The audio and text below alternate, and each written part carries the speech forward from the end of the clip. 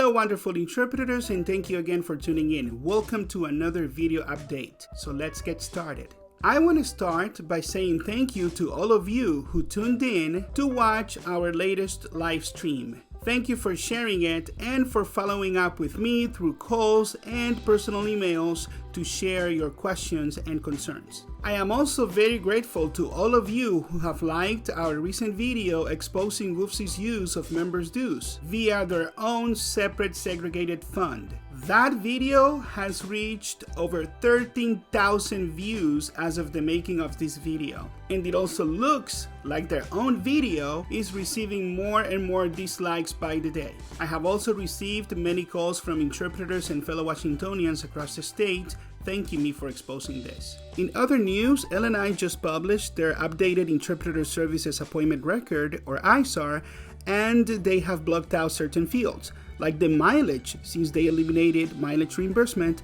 as of October 1st earlier this year.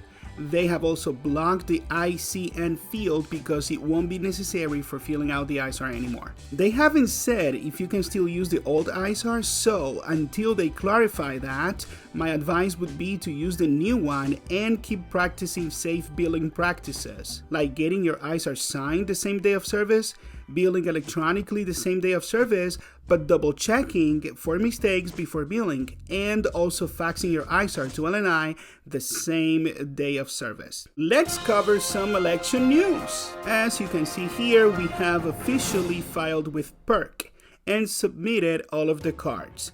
We are the first union to have filed for the election. This has been possible not only because of our hard work, but because of your support by overwhelmingly signing our cards, which has given us the number we needed to feel comfortable and file. Now, PERC has received our representation petition. Their next step is to request a list of eligible interpreters from L&I to match it up with the cards that we submitted, and then verify that we have submitted the 30% of cards required before they send ballots for everyone to vote for the union of their choosing. Now, we are still asking those of you who haven't signed our card to please do it. You see, WFC amended the law to allow any interpreter who takes an appointment after January 1st, 2019 to automatically qualify for the election. And so the number of eligible voters may keep on growing. This can present challenges when counting cards, and we needed to solidify our lead in order to secure the election process.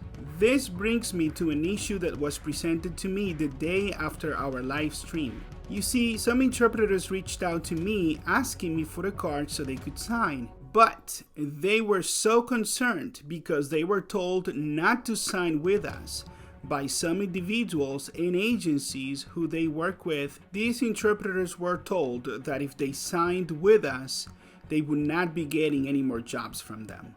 I also have received reports of some other interpreters being called traitors because they signed with us. I would suggest to these colleagues doing this to be careful, because threatening to withhold jobs and harassing workers for their preferences is considered an unfair labor practice by the state, especially PERC. And that may have serious consequences because employees have rights, and these rights don't disappear because we are independent contractors. Now, we wouldn't do anything as Washington interpreters to these colleagues. We're still open to work with all independent interpreters and agencies alike, like we said before. We will represent all stakeholders. But you know what? I don't know about WFC. Those guys have already accused us of privileged and abusive in the L&I system. So any evidence of that kind of harassment is exactly what they need to present it to L&I and try to get rid of many of you on a personal level. So please be careful now. Respect everyone's right to choose who to support, and please don't intimidate anyone. Now, we have mailed out new flyers. And starting yesterday, those of you who haven't signed with us started to receive these flyers with new information. Please read the flyer, fill it out, and sign it. I also want to say that because of limited resources and everything going with the pandemic, we could only provide prepaid postage on a limited number of these flyers. But still, we mail them out to you so you can save on printing paper and ink. So please, Check if your flyer has prepaid postage, and if it does, simply fill it out, sign it, and drop it at the post office. If your flyer didn't come with prepaid postage, please fill it out, take a screenshot of it, scan it, then email it to us. You can also text us a screenshot of your signed card to this number. Please keep on calling Governor Inslee to insist on the dual system. Stay tuned for more updates with the next steps from PERC on the election process. We will also send you another flyer with more instructions once PERC is ready to send the ballots. If you haven't, subscribe to keep on getting relevant information for our interpreting community. See you in the next video, and as always, God bless.